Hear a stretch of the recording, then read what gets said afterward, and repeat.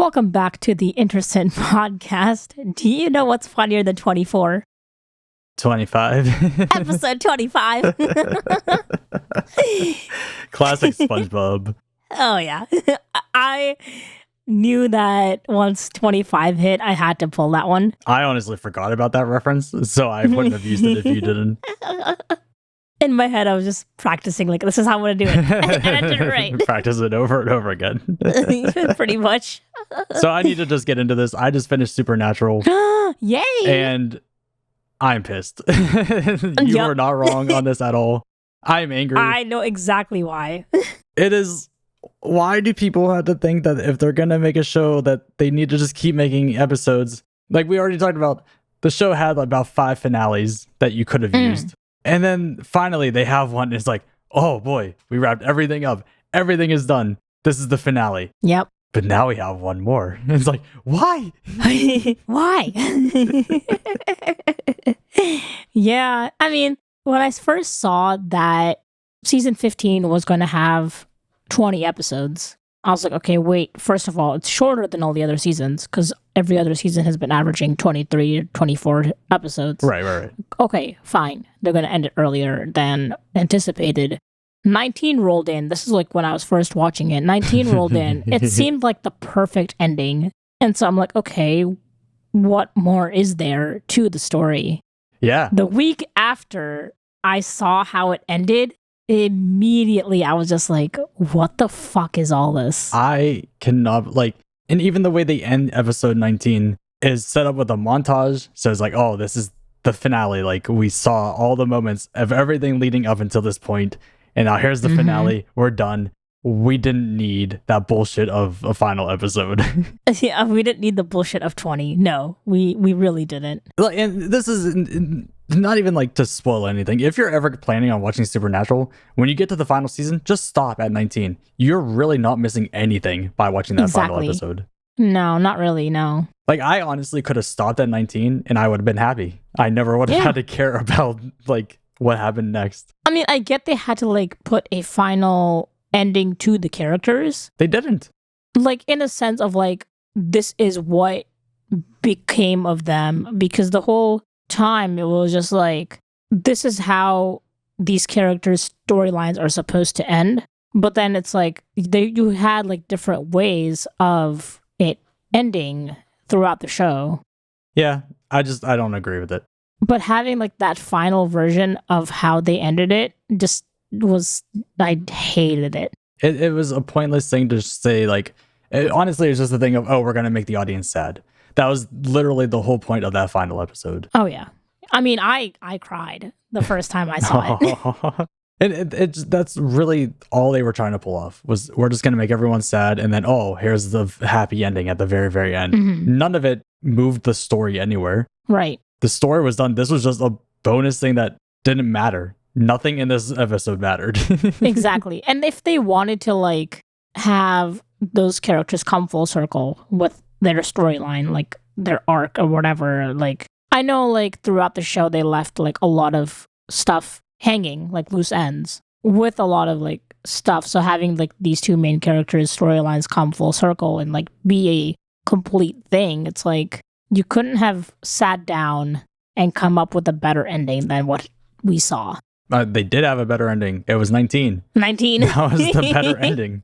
And then they're trying to pull a How I Met Your Mother and release a season 16. And it's no. And we've talked about this before on the previous episode of you guys chose the way you wanted to end it. Stick with it. I'm so annoyed. Imagine if you're watching The Office. You have that big moment where Dwight is no, Jim, you're fired. And it's oh, you get benefits if you're fired. It's oh, it's they finally came around to this happy moment. Yeah. Jim goes away, and then it's oh, but now there's one more episode. And the next episode is just them in the office doing work. That is what this was. It's pretty much, yeah. It's oh, yeah, nothing's happening. They're just doing their jobs, and that's the final episode. Exactly. I mean, they could have somehow roped in parts of episode 20 into 19. In a sense. Kinda. I just think the way 19 ended was just a happy thing, a positive thing. Especially with the last monologue that Jack had And then with them ending it like, oh, this is our story. We get to write it now. It's like, there you go. Now everything's like they have their freedom, and that's what they had. That's what they wanted from like the beginning. And it's open-ended. What do they do next? I don't know. You get to make up your own stuff of what they do. Exactly.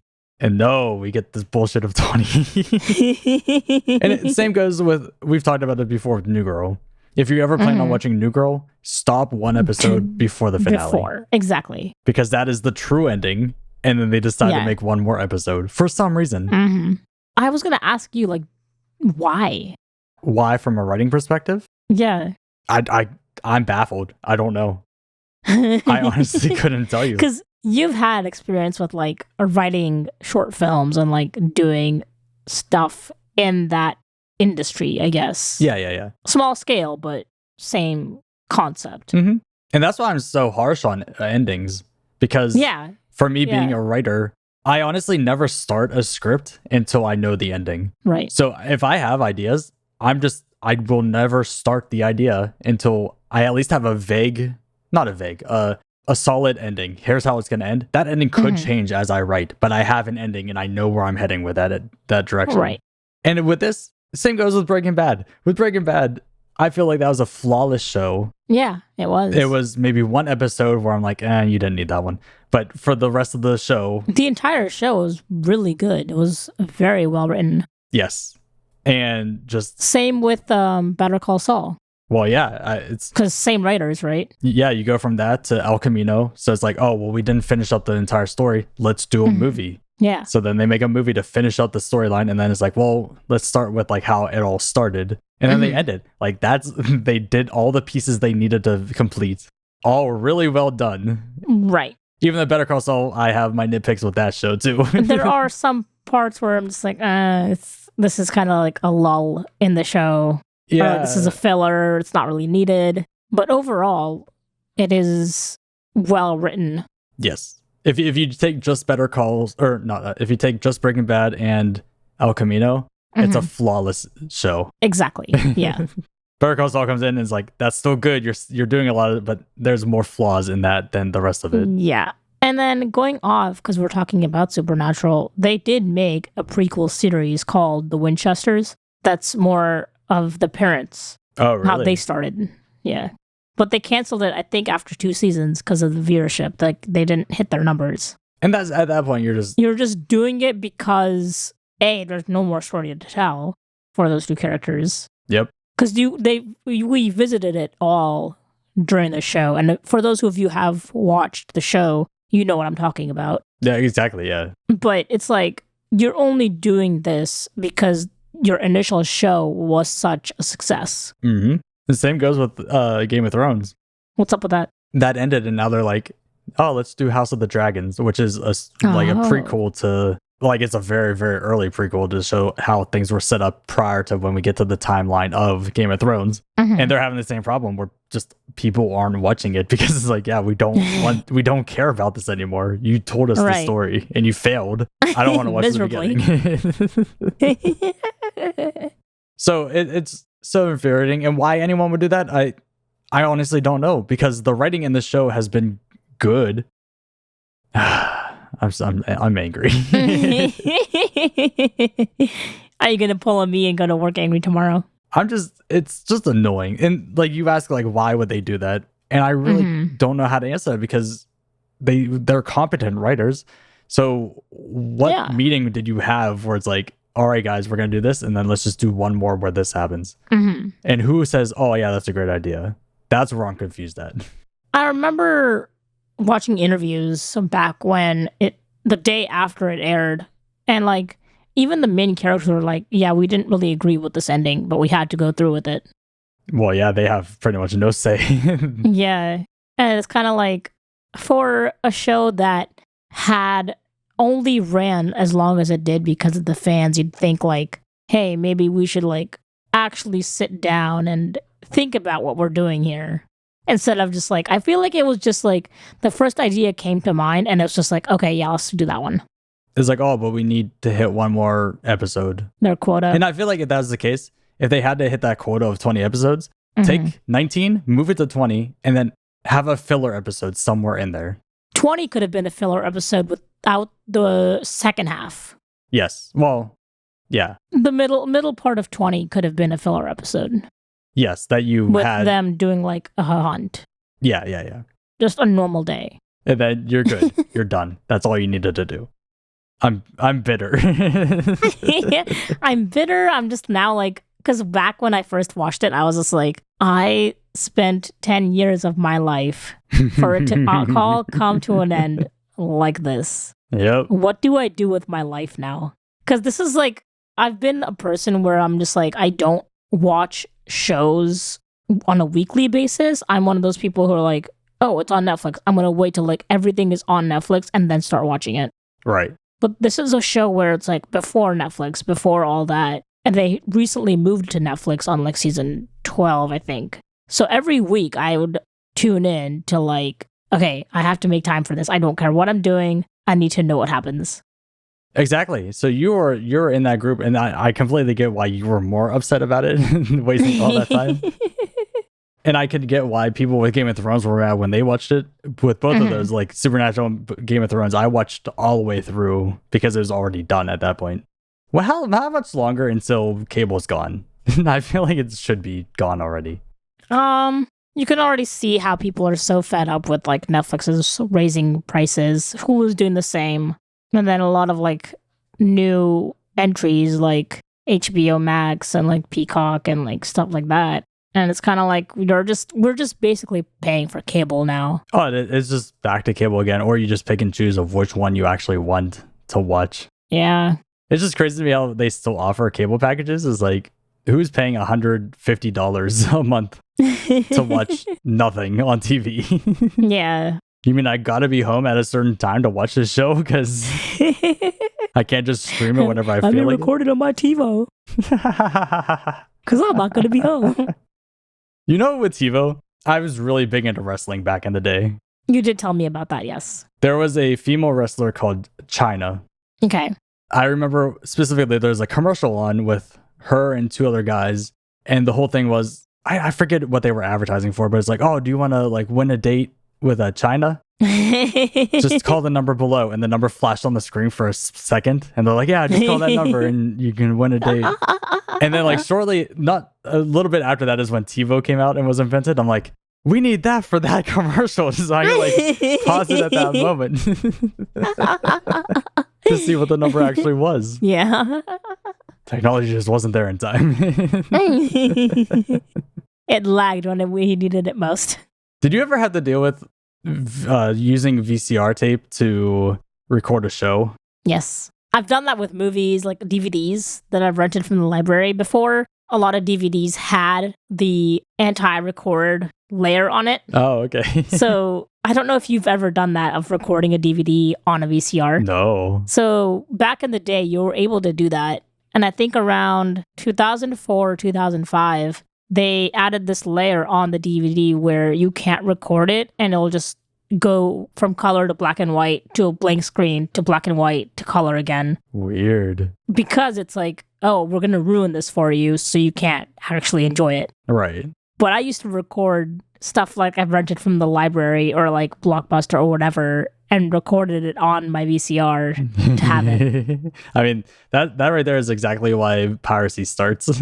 You make it more difficult for people. They're like, all right, I'm just going to go download it. I see that FBI warning. Fuck you. I'm going to do what I want. I didn't get caught until now. I remember my parents would do that all the time whenever I was a kid. Record stuff on the VCR? Yeah. And so they would have the VCR going with the show on. And me being a dumb little kid, I would completely forget that they were recording a show and I'd go and turn on MTV or something. So in the middle of their like Survivor show or something, it's like a competition, then all of a sudden it cuts to like Alanis Morissette singing her song for about 2.5 songs. It's just that, and then I'm like, you can tell when I realized that they were recording and it switches back to Survivor. They were so mad about that. I'm like, I forgot. I'm sorry. Oh, It's just crazy. I always wonder what the next thing is because streaming's already annoying we're already back to piracy because of it. It's just impossible to like, what is that next thing?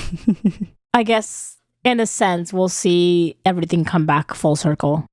It kind of already is. Yeah. Like we keep talking about with like fashion coming back. Oh yeah. It's just like weird. Like we're we're not even that old, and we're seeing the things we grew up with coming back. No. we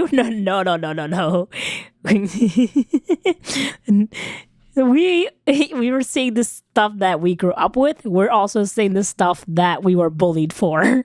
Yes. And becoming a friend now. We've talked about it so many times. But yes. It's just weird to have that, because I feel like our parents, like, they were just starting to see it whenever we were coming up. Like, people were doing like the whole 70s like neon colors and whatnot. Mm-hmm. But then again, I guess they were about our age now whenever that was happening. So I guess that makes sense. Guess, yeah. It's funny because Juicy Couture sweatsuits are coming back. Oh no. So I'm just like, I kind of want one. At the same time, I know how uncomfortable those are. Oh, are they really? They're, to me at least, they're just very itchy. They look comfortable from the outside. Yeah.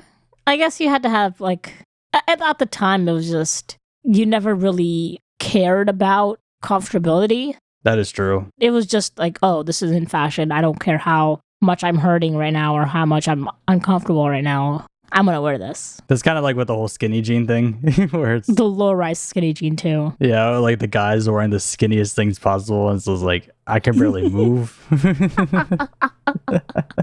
Well, speaking of, Warped Tour is coming back. I heard about this. I'm excited. I'm really excited because I've never been to any of the shows. Yeah, like a giant festival or anything. Yeah. Saw who was running it, and I'm just like, oh no. Why? Who's running it? Live Nation? Oh, yeah. I forgot about that. I mean, Kevin Lyman is like funding it and whatnot. Like, he's the one behind it all, but Live Nation is having their little paws on it too. I feel like with him in charge, I have confidence that he's going to do everything fine. With him, it's going to be like, no, this was like the initial vision. We need to keep it this way. Yeah, he's been in charge of it since the beginning, so I can't see him screwing it up now. Letting go of being in charge, yeah. Which is good that he's in charge, because I remember a vocalist of a band was in talks of buying the rights to it. You did tell me about that, yeah. So I'm glad it's not that guy anymore, and I'm glad it's the original dude. Yeah. But I mean, I was talking to this with my brother. It would not surprise me if tickets were like $500. Not at all. But at the same time, it's like, I feel like you have to, or at least they would have to realize that if tickets were $500, nobody would be going. No. So because the whole point of Warped Tour was like, oh, it's $20 and a can of beans or whatever. A can of beans. Yeah, I was actually thinking about that because I remember it was about $35. Okay. Which is still incredibly cheap for an all-day show. Yeah, because I'm going to when we were young this weekend. I paid $500 for a ticket. And that's just everyone has to come to that location. You have to fly down there. You have to stay down there, watch your shows, get your experience, and then fly back out to wherever you came from. Yeah, so $35 for the band to come to you, the festival to come to you. That's a steal. We didn't appreciate it enough as kids. Which I'm excited. Obviously, the next episode we do, it's going to be pretty much about when we were young. Oh, yeah. It'll be my first time to any festival of that sort. So I'm going to be like ranting about what it feels like now. And we can like compare it to how it was before, I guess. You're just going to come back sunburned and sore. And yeah. I mean, I feel like I'm still not mentally prepared for it.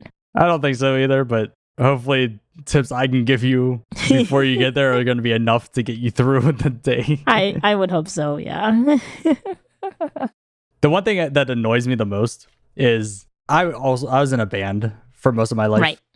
Yes. And I always had this goal, like this list of goals that I want to accomplish. Mm-hmm. And I hit every single goal that I ever wanted to accomplish except for one. And that one was to play Warped Tour. Aww. Like, even if it was like a week on the tour or even a day playing one venue at the Warped Tour, that I would have counted that. And so Warped Tour got canceled and no more. I'm like, all right, well, there you go. Like, final thing off. I completed everything on my list. Now Warped Tour is back. I'm like, damn it. It's time for you to start a band again. Yeah, now I didn't get to finish the list because now it's back. Damn it, Kevin. I had an easy out. That was my easy out. But yeah, so we went off on a tangent. That was a roller coaster. It was.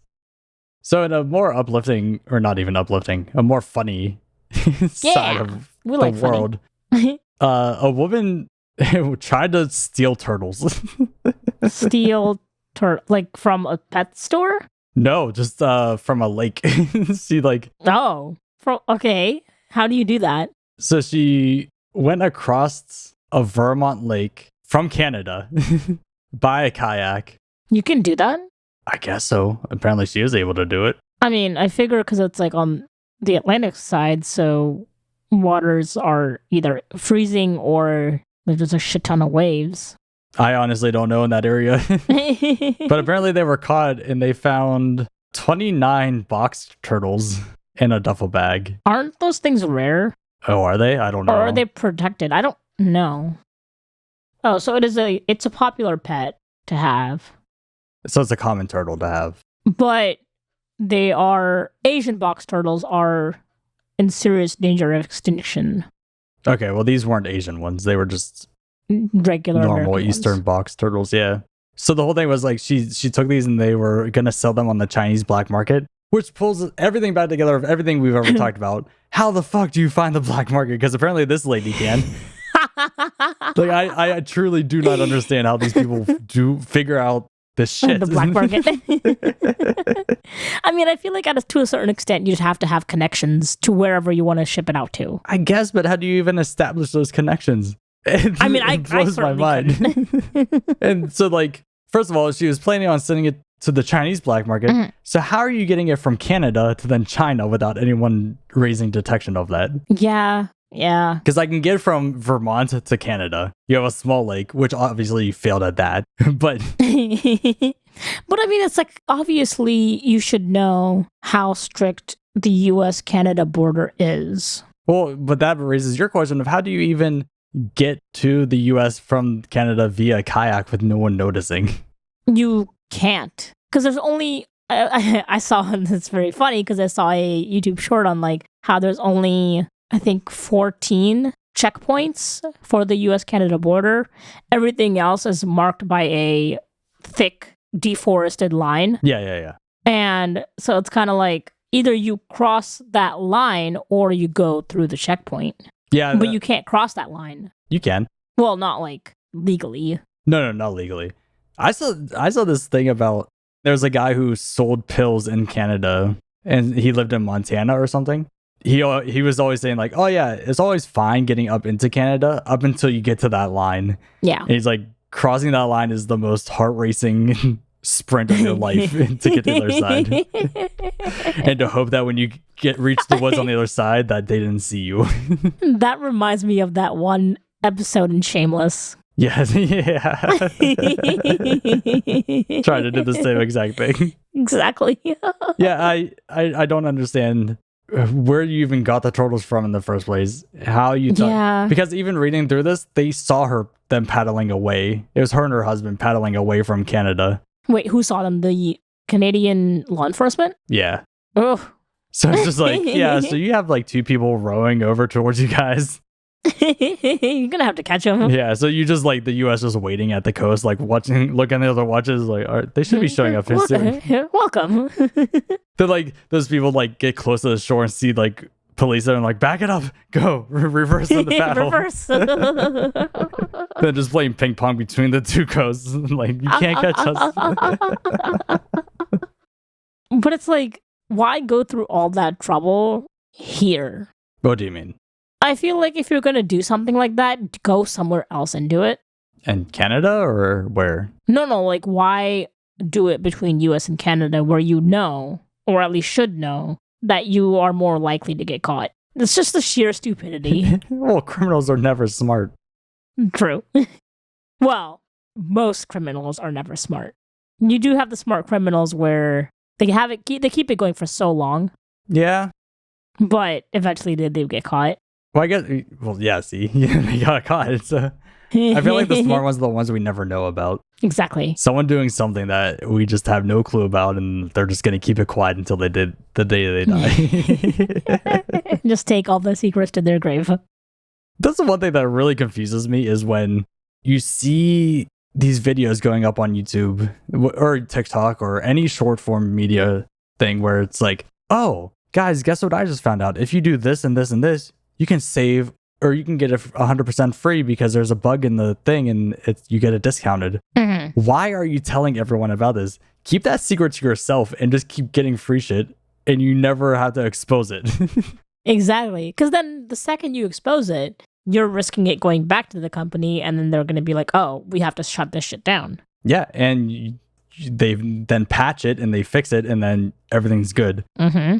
I'd never understand, like, are we that desperate for views and clicks where it's like, I'm going to or show everyone this exploit so everyone can do it? And then it's like, oh, a week later, it's taken down. Why? Oh, I wonder. Oh, no, what happened? It's so frustrating.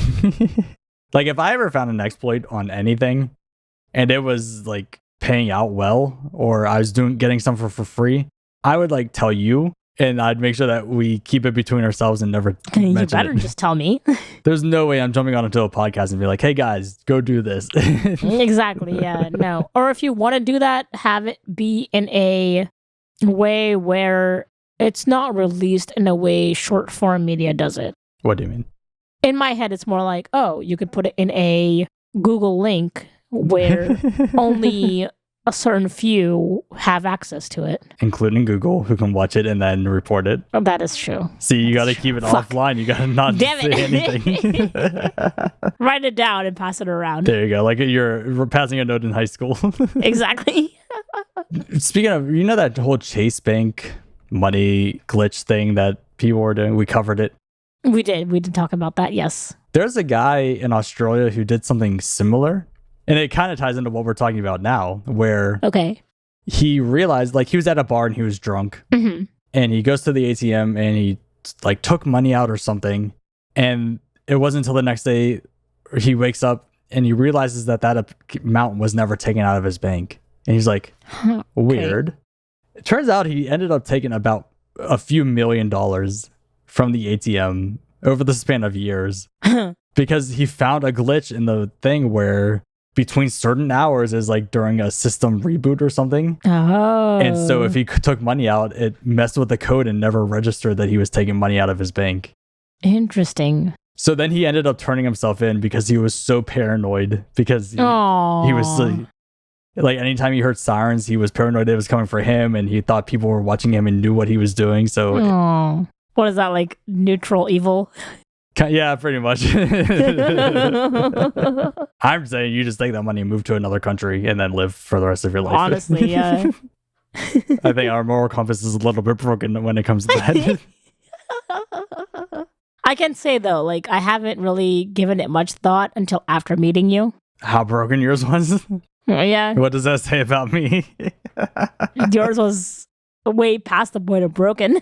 To a point. You put your influence on me, is what I'm saying. It really depends on what it is. If it's a case of like that, where like, oh, I'm getting extra money and no one really knows about it, that's not on me. That's a problem with your software, and I'm going to exploit it. This is a you problem. This is for my benefit. Because at that point, you can kind of, as long as there's not a pattern, when they do, if they ever do figure it out, you can be like, oh, I didn't realize that it was never being taken out of my bank. And as long as you play it safely. To an extent, you can use that to your advantage. Yeah. But if you're doing it every single day and like increasingly more money coming out, then you have it against you. You got to be smart if you're going to do something like that. I feel like one day we'll watch you on like a Netflix special or whatever. I don't know. I just have this feeling of like one day I'll see your face on a Netflix show. You're going to get interviewed and be like, yeah, I did a podcast with them and you seemed normal. Seemed like a sane person to me at the time. Little did Canoes know, Mike was stealing millions of dollars. And not sharing? I could see that being your reaction on the interview. Be like, yeah, I mean, he seemed normal. What did he do? And like, oh yeah, he stole millions. What? And that bitch didn't share with me? How dare he? Give me his number right now. Take me to his cell. Let me kick the shit out of him. Just tell the warden, get him out right now so I can kick his ass. The one thing that's been annoying me too a lot is people getting their own Netflix documentary. What do you mean? I just saw a documentary on those two kids, the two brothers who murdered their entire family. The Menendez brothers? Yeah. That's been going on for a long time. There was already a Netflix show about them way back in the day. Oh, okay. I'm just now finding out about it. Okay, yeah, no, that's a very prolific case, which is why I get why there's another special about it. But at the same time, I feel like that's encouraging other people to go and do this shit.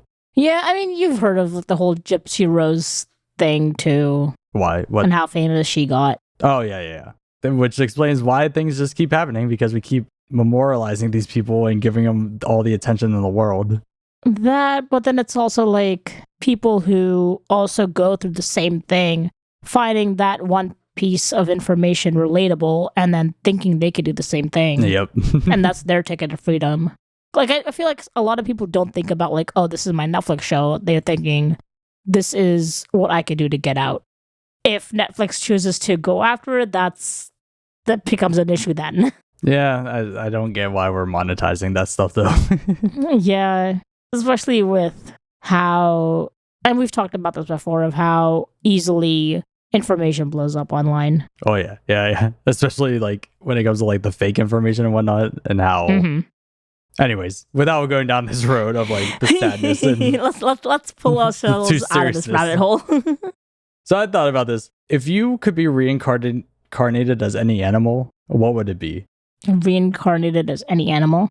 A house cat. Why a house cat? They sleep all day. They eat food. They just sit in the window. They sit in the sun. Meow, meow, meow. Meanwhile, their owners are the ones going out, making money, going to work, waking up, doing the more laborious stuff to feed me and to, well, me as a cat, to feed like the cat, to make sure the cat stays alive. And meanwhile, the cat does not do anything at all to support anything in the house. All right, but you're thinking of this in like a perfect world. What if you get into a house that's abusive and you're getting tortured every single day?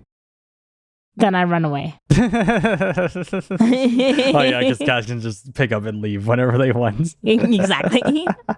Then I use my claws and my teeth and hiss. Yeah, and then you get put down. Good. I thought of this question because I was at work the other day and I look out the window and there's a seagull sitting on a lamp in the sun, just looking around. And I got so pissed off at this seagull. He is just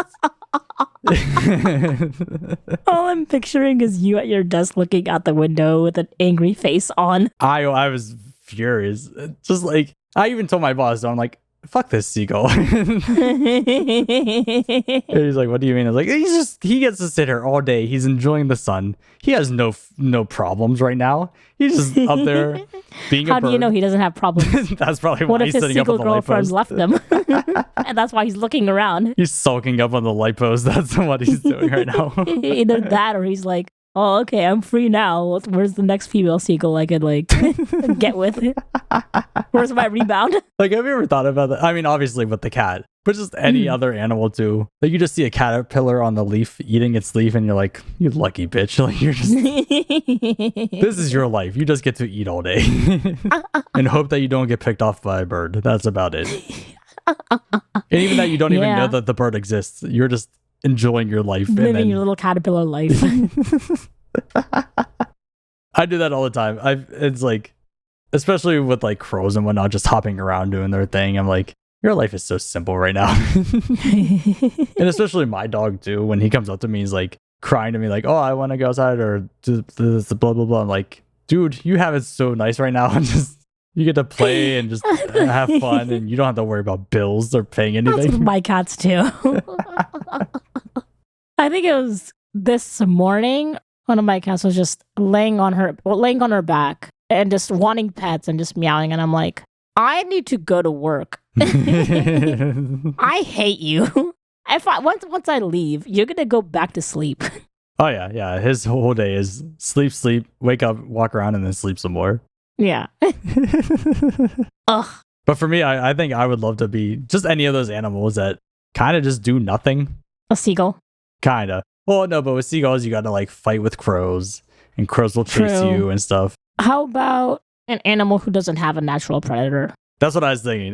My first thought was, okay, any animal that doesn't have a natural predator, and I could just chill. I mean, technically, as a human, you can, but you'd have to be homeless. That is true. Like, you have that option. There's just the whole downside to it. Have you ever thought about that, of what you would do if you were homeless? Not really, no. Oh, really? This isn't a normal thing people think of? This isn't a thing I have thought of. I can't say I'm normal. I think about it way too much. If you were homeless? I've thought about it a lot in my, throughout my life. If I'm homeless, what is my plan and what am I going to do? So what is your plan and what are you going to do? Honestly, it would be day one is putting in as many applications as I can. Yeah. Obviously, living out of my car and cutting all my funds to whatever I can to limit how much I'm eating and all that, to save the little money I do have. Right. Get a gym membership for showers.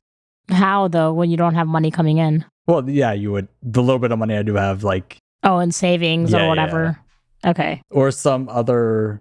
Go to truck stops or whatever. Yeah, truck stops, some free way to do it. And then just do that and hope that even if I can get some minimum wage job just to hold me over long enough. See, that was me when I quit my job without having anything lined up. I think it was last year. Oh, yeah. I was getting so discouraged and what if I don't get a job? Why did I do that? Why did I fuck up so bad?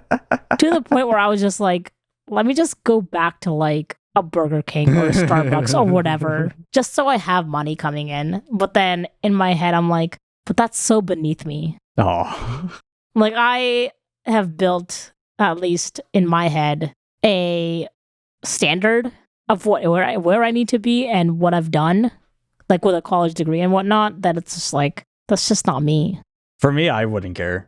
If I'm homeless, I would go to McDonald's. And I mean, if I was homeless, then yeah, of course, you just take the first thing you get. Yeah. But when you know what you did was through your own doing and the situation called for it, then it's kind of I still have a roof over my head. I still have food. I still have shelter. I have water, utilities, all that.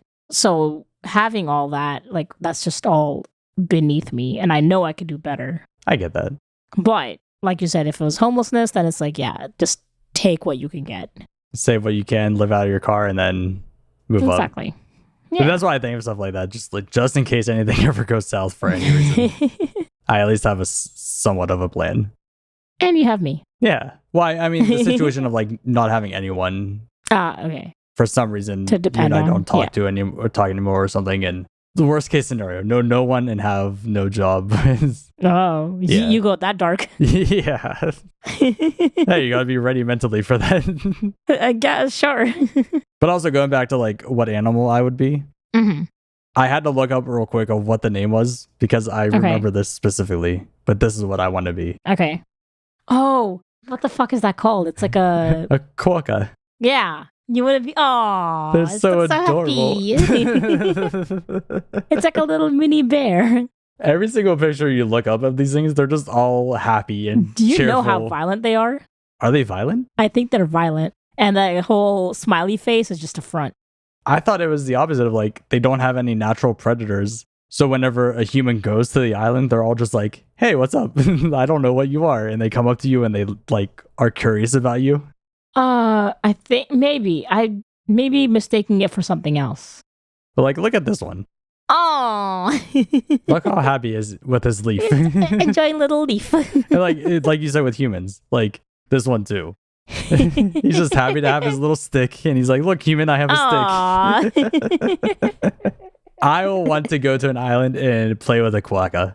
So they do have predators. Oh, do they? Dingoes, birds of prey, fox, dogs and cats are some of them.